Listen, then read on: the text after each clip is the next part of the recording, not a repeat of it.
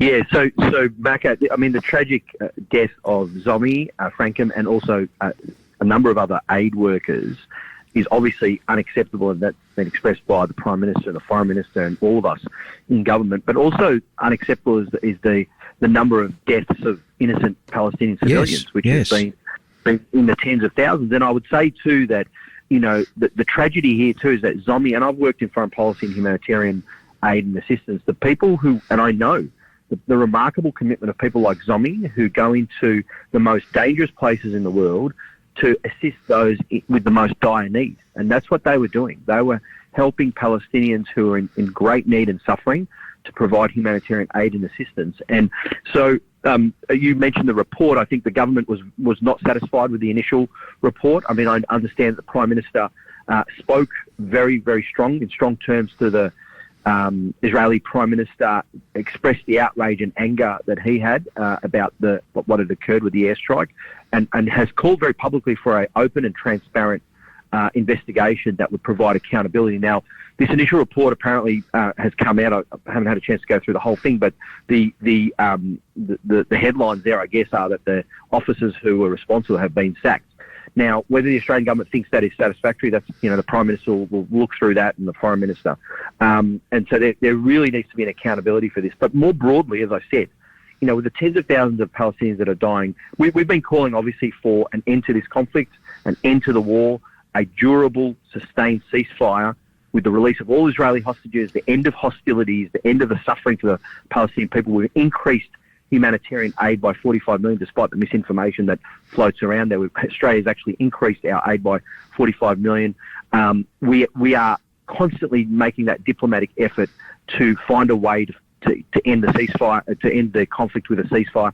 There needs to be a longer-lasting, durable peace here. The whole world needs to be involved and take the responsibility to do this. And I think Australia should be front and centre on that. And I've been arguing that case very strongly to the PM and to the Foreign Minister about our role. There should be a substantive and constructive role to create the conditions for peace, to end the conflict, and to create a real, genuine Palestinian self-determination, a creation of a Palestinian state. This is something that I've been fighting for decades. Peter, I think it's, you know, we're all watching this horrible mess unfold. It is super complicated in terms of the number of countries that are actually involved. You've got the Middle Eastern countries who are trying to broker some sort of deal. You've got the Americans, you've got the Europeans. How are communications taking place between the Australian government and those other entities to try and get some sort of a common approach to this? Consistent voice, yeah. Yeah, and that's a really good question, Paul, because often this diplomatic work goes unseen. Like, I could get a megaphone out and start screaming from the sidelines, calling for a ceasefire. I've actually been working in coordination with my, Foreign Minister and Prime Minister. I've met with the Egyptian ambassador, the Palestinian ambassador, the Qataris Qatari ambassador. They've been very much involved, obviously, in the negotiations to get a durable, sustained ceasefire to end the war, to end the conflict. Obviously, world leaders are talking to each other. I know the Prime Minister, Albanese, has been talking to President Biden. Actually, a pretty good result just overnight, where Biden also forced Netanyahu to open up 3 areas, crossings, for more aid to be accessed, overnight, which was a very important step for the suffering Palestinians. So there's this ongoing effort. Look, I mean, this is up to the Israeli voters and the Israeli people, but Netanyahu has got to go. I mean, they'll make that determination. I think 80% of Israelis are against Netanyahu and the ways. But, from the intelligence failures of his administration, from the inside-out strategy where he sought to suppress any progress on Palestinian statehood by trying to just make peace with Arab states separately, and which has been a failed strategy, to the corruption, to the attempts to take over the judiciary, I think he would be a barrier to any long-lasting, durable, peaceful solution. But the engagement that is happening, to answer your question very directly, happens largely with those conversations, those meetings, those efforts to take actions both at the UN. There'll be votes at the UN. Obviously, we've seen UNGA and the Security Council voted for a sustained ceasefire recently as well. There'll be further pressure by the international community. And then the other thing that's happening right now, not to give away too much, it's sort of public, is how the international community is going to contribute to the political, security and economic transition of Gaza towards statehood, towards a Palestinian state. What contribution is going to be made? Now, my argument is Australia, and I have been pushing this really hard and working on this, that Australia should not only recognise a Palestinian state, but should also be part of the process, a part of the international community's efforts in a substantive and major way to create that Palestinian state through our work, our diplomatic work, our work with the security transition, with the political transition, with the new technocratic government that will be put in place, with the economic reconstruction. We have to play a role. Why? Sorry to ask the question, that's your job, but the why really is, it is not just in the interests of the Palestinian people, absolutely, because they've suffered for 75 years. It's in the interests of the Israeli people to have a peaceful, democratic Palestinian state. It's in the interest of the whole region and the world, and it's in Australia's interest, because I'm concerned about the disruption to social cohesion, the tearing apart of our multicultural fabric that's occurring because this overseas conflict that's been going on for 80 plus years or whatever it is, having an impact on our multicultural communities. So it's in all of our interests to find peace and to make this land and stick. So, Peter, you said that Prime Minister Netanyahu needs to go. Who will, Israeli politics is even more complex than our politics. Our politics are complex, but nothing like Israeli. So you have a situation where there's a government that is in effect a minority government. If they're replaced by another prime minister or another government, the end game has to be a two-state solution. Correct. But that has to include, it has to be Gaza and the West Bank. Yep. We've got the president of the Palestinian Authority who's in, I think, the 19th year of a 4-year term. Yep. So also Hamas is in the 16th year after the election in 2005. So yeah, so track record. So there isn't a history of effective elections or changing of power. Australia's involvement is has to be very important. But you talked about, and I think every single civilian death on either side is a tragedy. I take sides. I take the side of humanity. But we've got a situation here where these aid workers, the Israeli government knew where they were moving and what vehicles they were moving in, as did Hamas. And if there's a failure of command or failure of information, that's a deeper problem. It says that the people that knew this didn't think it was important enough to make sure that the people on the ground knew what these vehicles were, who was in them, and what they were doing, doesn't it? Yeah, and that's why there needs to be this full accountability, and that's why the anger from the Prime Minister, from all of us, is making sure that there's full accountability for this, because it's unacceptable. The deaths are unacceptable.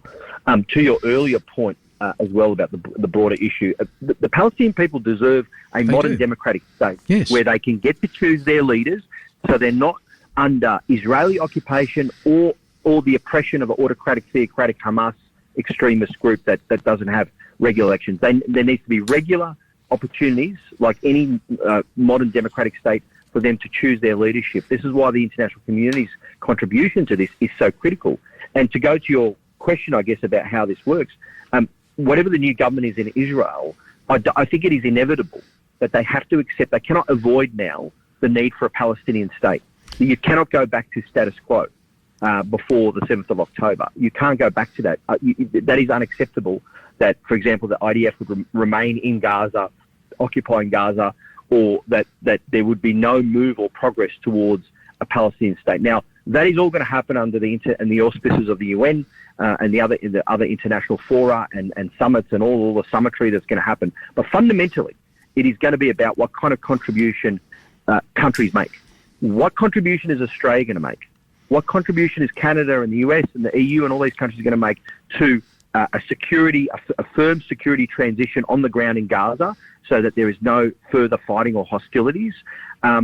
what is a political transition? You know, you mentioned Abu Mazen, who's been president for 18 years.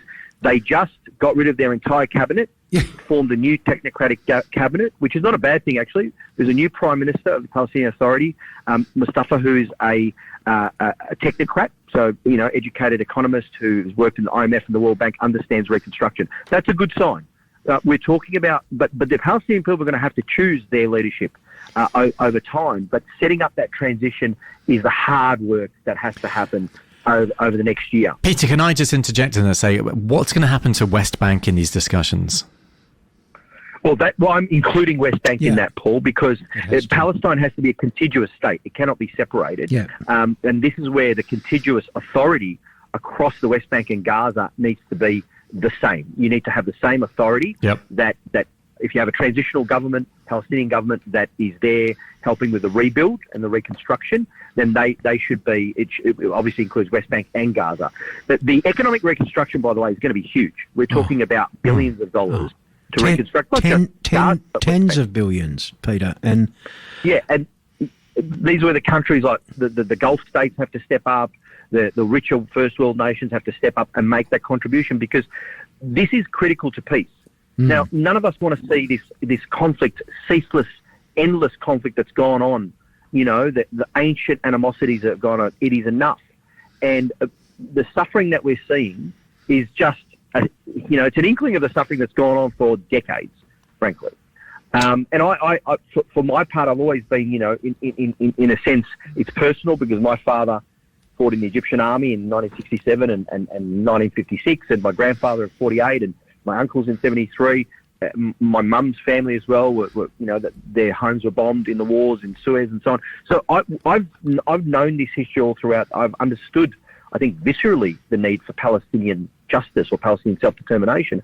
But I believe in a two-state solution. I think peace, a democratic Palestinian state, side by side with Israel, is in the best interest of the Israeli people and the best interest of the Palestinian people. Peter, we're almost running out of time. I've just got to interject. I want to make a point. Paul, I've got one final question after that. So, Peter, you know, the killing of these aid workers, it was a misidentification. What about the hostages that the Israeli military killed after they identified themselves as Israelis? They shot them and then asked questions.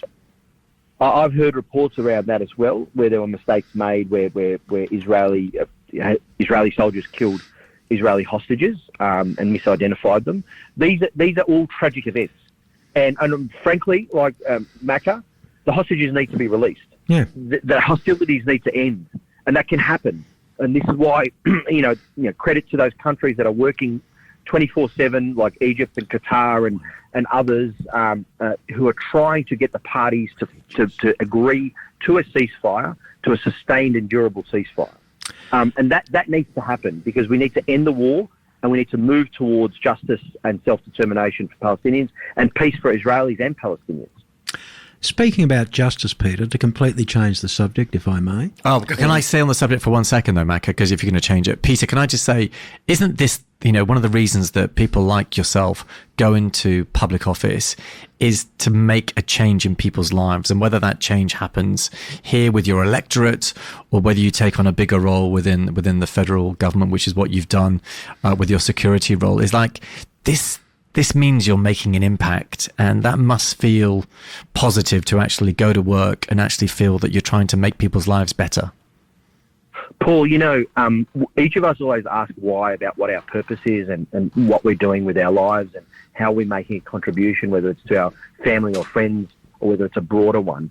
You're absolutely right, because whether I'm helping a local constituent with an NDIS matter or whether I'm getting involved in, you know, international peace efforts, if you like, I'm trying to make a difference to make a better world, clearly, and Australia's place in the world and our contribution to making a better world, I think, is really important. I'm passionate about that. The great thing about politics, despite all the cynicism, Paul and Macca, is that you can actually make a difference. That's why I got into it. You know, people can have you can have a comfortable life in other streams, you can make other contributions, but only in politics can you do these types of things, from helping the local constituent, the pensioner with their issue, right through to peace, you know, in the world. And this is why it's so important to do this work, because it makes a real difference right across the board. And I'm very passionate about that. I think we all, as Australians, want to see peace across the world. And Australia should be proud. We make a contribution. We, as a middle power, we have a real ability to make a better world around us and shape that world. And that's both domestically and internationally.